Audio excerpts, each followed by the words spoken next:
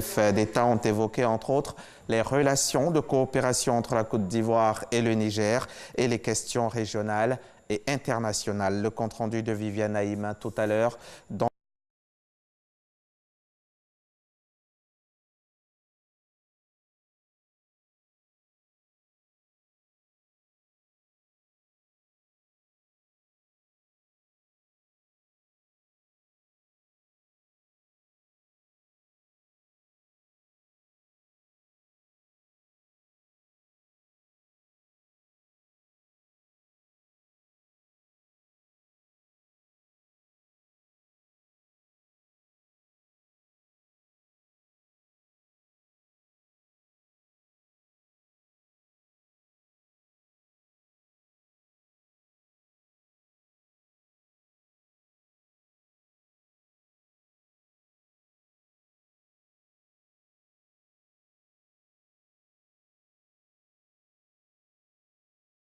La femme, accompagnée de plusieurs autres membres du gouvernement, le ministre de la Santé et de l'Hygiène publique a invité les sages-femmes à plus de responsabilités pour faire baisser le taux de mortalité infantile.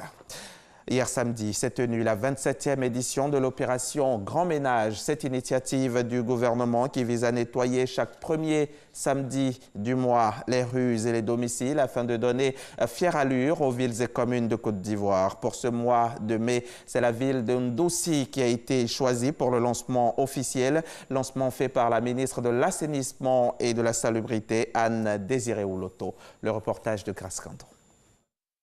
Ndossi, ville située sur l'autoroute du Nord à plus d'une centaine de kilomètres d'Abidjan. La localité accueille la 27e édition de l'opération Grand Ménage. La population dans toute sa composante est à la tâche, désherbage, balayage des rues,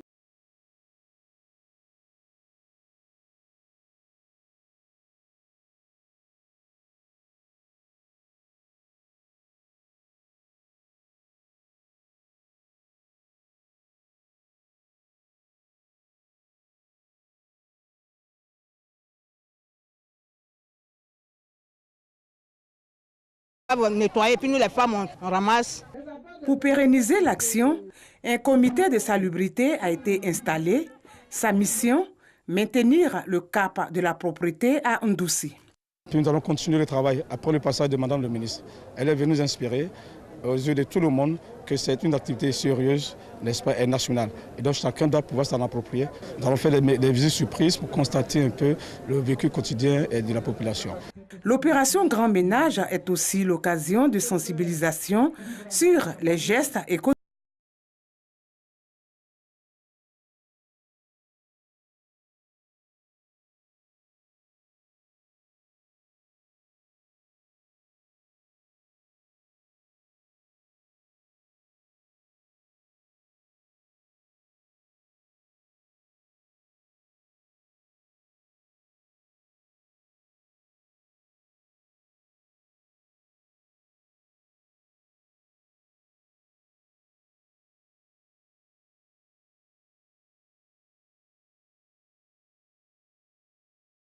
Va donc relever ce défi de la propreté.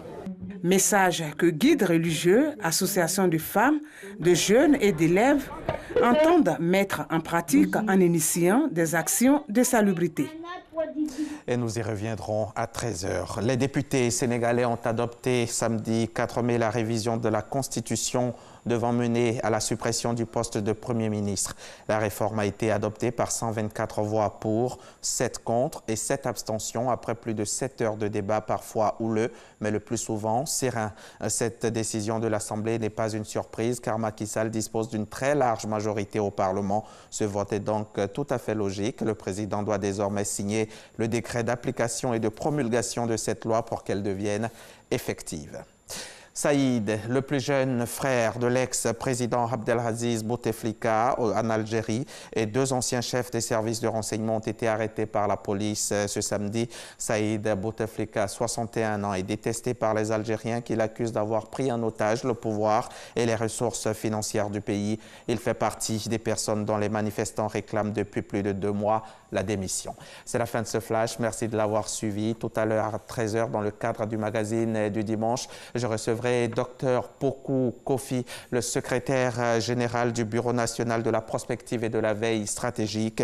Il nous aidera à mieux comprendre la notion de prospective. Puis, l'on évoquera les conclusions de la dernière étude Côte d'Ivoire 2040. C'est pour 13h et c'est à ne pas manquer. À tout à l'heure.